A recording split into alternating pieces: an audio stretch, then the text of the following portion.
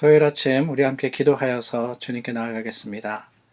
참 좋으신 하나님 감사합니다. 우리의 기도에 능력이 되어 주시고 또한 어렵고 힘들 때 위로가 되어 주심을 감사드립니다. 오늘도 우리의 마음과 정성을 다해서 하나님을 찾습니다. 주님 앞에 모든 드린 기도의 제목들 응답하시고 하나님의 거룩하심으로 주님의 시간에 맞추어서 이루어 주시옵소서.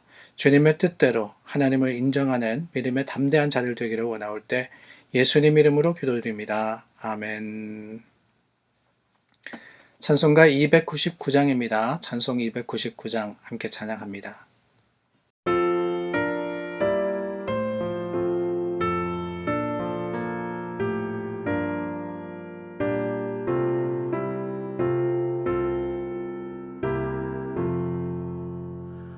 하나님 사랑은 온전한 참 사랑 내 맘에 부어주시사 충만케 하소서. 내 주님 참 사랑 햇빛과 같으니 그 사랑 내게 비추사 뜨겁게 하소서.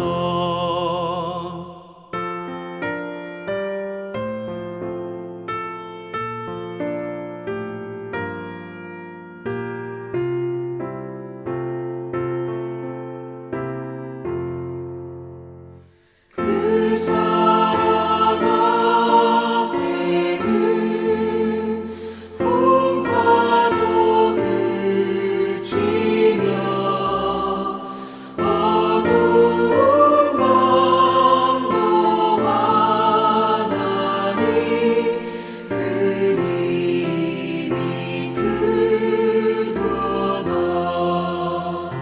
하나님 사랑은 온전한 참 사랑 내 맘과 영에 채우사 새 힘을 주소서.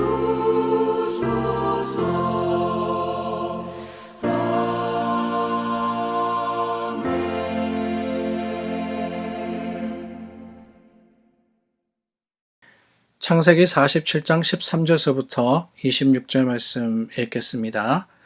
기근이 더욱 심하여 사방에 먹을 것이 없고 애굽 땅과 가나안 땅이 기근으로 황폐하니 요셉이 곡식을 팔아 애굽 땅과 가나안 땅에 있는 돈을 모두 거두어 들이고 그 돈을 바로의 궁으로 가져가니 애굽 땅과 가나안 땅에 돈이 떨어진지라. 애굽 백성이 다 요셉에게 와서 이르되 돈이 떨어졌사오니 우리에게 먹을 거리를 주소서. 어찌 주 앞에서 죽으리이까. 요셉이 이르되 너희의 가축을 내라. 돈이 떨어졌은즉 내가 너희의 가축과 바꾸어 주리라. 그들이 그들의 가축을 요셉에게 끌어오는지라. 요셉이 그 말과 양떼와 소떼와 나귀를 받고 그들에게 먹을 것을 주되 곧 모든 가축과 바꾸어서 그 해 동안에 먹을 것을 그들에게 주니라. 그 해가 다 가고 새해가 되매 무리가 요셉에게 와서 그에게 말하되 우리가 주께 숨기지 아니하나이다. 우리의 돈이 다하였고 우리의 가축대가 주께로 돌아갔사오니 주께 낼 것이 아무것도 남지 아니하고 우리의 몸과 토지뿐이라. 우리가 어찌 우리의 토지와 함께 주의 목전에 죽으리이까. 우리 몸과 우리 토지를 먹을 것을 주고 사소서. 우리가 토지와 함께 바로의 종이 되리니 우리에게 종자를 주시면 우리가 살고 죽지 아니하며 토지도 황폐하게 되지 아니하리이다. 그러므로 요셉이 애굽의 모든 토지를 다 사서 바로에게 바치니 애굽의 모든 사람들이 기근에 시달려 각기 토지를 팔았습니다. 땅이 바로의 소유가 되니라. 요셉이 애굽 땅 이 끝에서 저 끝까지의 백성을 성읍들에 옮겼으나 제사장들의 토지는 사지 아니하였으니 제사장들은 바로에게서 녹을 받음이라. 바로가 주는 녹을 먹음으로 그들이 토지를 팔지 않음이었더라. 요셉이 백성에게 이르되 오늘 내가 바로를 위하여 너희 몸과 너희 토지를 샀노라. 여기 종자가 있으니 너희는 그 땅에 뿌리라. 주수의 5분의 1을 바로에게 상납하고 5분의 4는 너희가 가져서 토지의 종자로도 삼고 너희의 양식으로도 삼고 너희 가족과 어린아이의 양식으로도 삼으라.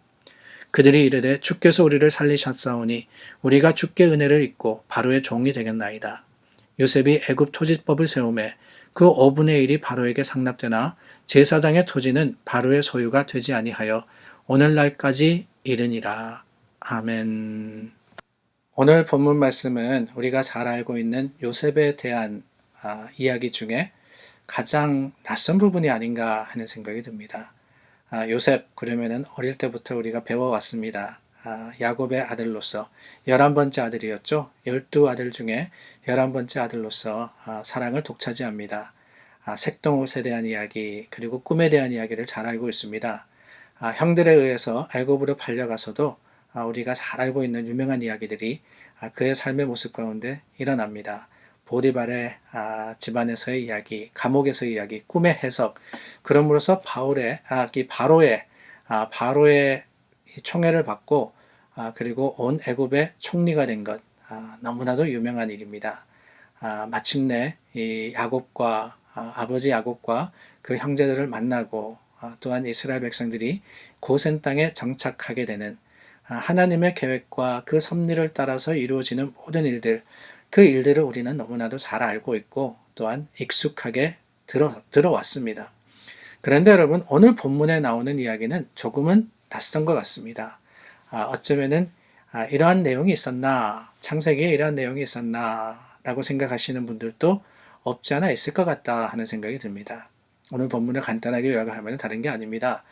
총리가 된 요셉이 이제 7년 기간 중에 이 애굽 땅을 다스리면서 어떤 일을 했느냐, 토지 정책이죠. 이 토지 정책에 대한 이야기가 나옵니다. 백성들이 먹을 것이 떨어지게 되었을 때 그들의 가축을 팔아서 그 가축을 사들이고 그리고 양식을 줌으로써 애굽이 부유하게 됩니다. 나라가 부유해지는 거예요. 바로가 부유해지는 겁니다. 그리고 또 시간이 지나서 양식이 떨어졌을 때 땅을 대신 사들여가지고 땅 대신에 양식을 주고 그 땅을 국유화하는 거죠. 나라가 그 땅을 차지하게 되는 이러한 이 정책의 이야기, 그리고 이 요셉이 애굽 백성들에게 땅의 소출의 5분의 4는 너희가 가지고 5분의 1은 나라에 바쳐라. 그러니까 세금에 대한 이런 이야기도 기록이 되어 있습니다. 어떻게 보면은 우리가 잘 알고 있는 요셉의 그 삶과 또한 하나님의 역사에 대한 내용과는 조금은 동떨어진 내용인 것 같기도 하고, 그리고 또 이런 내용이 굳이 성경에 필요할까? 더 나아가서는 결국에는 뭐냐? 요셉을 통해서 애굽의 바로가, 애굽이라는 나라가 백성들의 땅을 사들이는 것, 차지하는 그 내용 아닙니까? 그러다 보니까 이건 잘못된 게 아닌가 이런 생각도 할 수가 있을 것 같습니다. 그런데 여러분, 여기 중요한 내용이 나옵니다. 오늘 말씀해 보니까 25절입니다. 애굽 백성들이 이르되 주께서 우리를 살리셨사오니 우리가 주께 은혜를 입고 바로의 종이 되겠나이다. 물론 총리였던 요셉 앞에 아부한다라고 할 수 있을 것 같습니다. 그러나 여러분, 우리를 살리셨사오니 이 말씀을 이해를 하기 위해서는 이 모든 것들이 어떻게 일어났었느냐, 이 일들이 어떻게 진행되었느냐 하는 것을 잊지 말아야 할 것 같습니다. 요셉이 하나님의 능력을 의지하여서 바로의 꿈을 해석해주고 7년의 풍년 동안 대비를 했기 때문에 그 대비로 인해서 애굽 땅의 백성들이 살았다는 거예요. 죽을 수밖에 없었는데 살아났습니다. 생명을 연장합니다. 그렇게 보면은 그들이 가지고 있었던 땅이라는 것이 대수로운 것이 되겠습니까? 오늘날 우리가 이 말씀을 읽을 때 우리 생각으로 해석을 하는 것 같아요. 땅이라는 것, 나라가 어떻게 그릴 수 있느냐? 이거는 횡포가 아니냐? 그런데 여러분, 더 중요한 것은요, 이 일을 통해서 가장 중요한 결과가 뭐냐? 애굽의 백성들이 생명을 유지했다. 우리가 살아났다. 그게 바로 은혜다라는 겁니다. 때로는 우리는 오해할 때가 있습니다. 우리가 가진 소유, 우리가 가진 것을 생명, 가장 중요한 것보다 더 중하게 놓을 때가 있어요. 이것을 가리켜서 우선순위가 잘못됐다라고 이야기를 하죠. 뭐가 중요하냐, 뭐가 최고냐라는 것을 우리는 세상의 판단과 기준을 가지고 생각하다 보니까 때로는 헷갈려하고 오해하기도 합니다. 그래서요, 돈 잃지 않으려고 강도하고 맞서다가 총 맞는 사람, 그리고 죽는 사람도 생기는 거예요. 그게 중요한 게 아니거든요. 강도가 되면 다 가져가면 됩니다. 그러고 난 다음에 다시 새 힘을 내어서 성공하고 재기하면 되는 거 아닙니까? 그런데 미련하게도 그 순간에 강도 잡겠다고 오히려 내가 내 목숨을 잃는다 그러면은 그것만큼 어리석은 일이 어디 있겠습니까? 오늘 말씀도 그런 관점에서 봐야 되는 게 아닌가 하는 생각이 들어요. 요셉이 한 일, 그게 옳으냐 아니냐 그것을 오늘날의 모습으로서 판단할 것이 아니라 이 요셉의 모든 일들, 하나님께서 도우시고 하나님께서 이루신 일들을 통해서 어떻게 되었느냐? 애굽의 백성들이 생명을 구하게 되었고 이스라엘 백성들이 생명을 구하게 되었으며 하나님께서 주시는 축복을 가지고 번성하게 된 것, 이게 가장 중요한 일이 아니겠습니까? 오늘 저희가 26절까지 나누었지만은요, 27절 말씀에 보면은 그런 말씀이 있습니다. 27절에 가서는 이스라엘 백성이 애굽 고센 땅에 거주하며 거기서 생업을 얻어 생육하고 번성하였더라. 생육하고 번성하였더라. 뭐예요? 하나님께서 요셉을 통해서 역사하셨으니까. 하나님의 주시는 것은 생명입니다. 그렇습니다. 오늘 이 말씀을 통해서 우리가 볼 수 있는 가장 중요한 메시지는 뭐냐? 하나님이 주시는 생명의 놀라운 역사라는 거예요. 요셉이라는 한 인물, 하나님 앞에서 신실하였고 하나님을 의지하였던 주님의 사람을 통해서 얼마나 많은 사람들이 생명을 얻게 되느냐. 이게 감사의 제목이며 찬송의 이유가 아니겠습니까? 그렇습니다, 여러분. 오늘 우리가 중요하게 하게 되는 것은 한 생명입니다. 세상의 그 무엇도 한 생명과 비교할 수 없습니다. 주님의 주시는 생명, 그 생명의 소중함을 알기 때문에 우리는 복음을 전하는 것이고 그 복음을 통해서 하나님을 널리 선포하는 것이며 주님께서 주시는 생명의 놀라운 축복이 나만이 아니라 우리 모두에게 주어지도록 오늘도 애쓰고 힘쓰는 겁니다. 요셉을 통해서 이루어졌던 많은 생명의 구원들, 그렇습니다. 여러분, 뭐가 중요하냐? 이것을 유념하여서 성경 말씀을 보는 지혜가 있어야 되겠습니다.